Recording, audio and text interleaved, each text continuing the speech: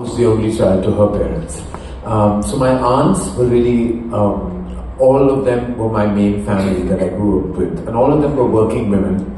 They all worked, professionally or worked for an airline. And all of them were hugely progressive, massively liberal, and wholeheartedly emotional beings.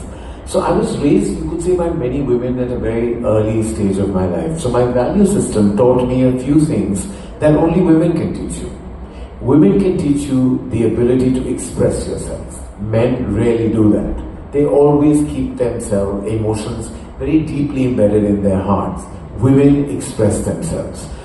They tell you what they feel. And I think that's the big lesson that I learned at an early stage, to always express my emotions, because then I carry no baggage and I walk light. So that's the one thing that I learned from women, achieving or not, just expressiveness. The second thing that you will be taught by a woman that a man can rarely teach you is your emotional quotient, your EQ.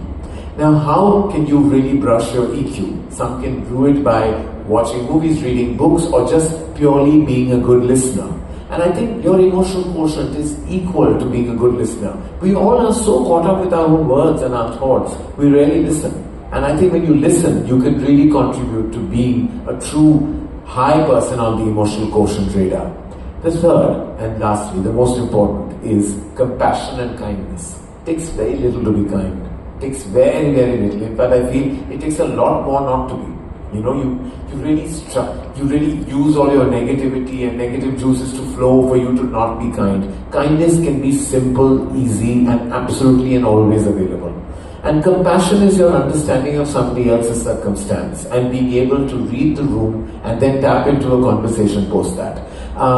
These are the abilities, these are the characteristics, and these are the elements that women, all kinds of women that have come into my life from the age of, like when I can recall, from the age of 4 till now 53.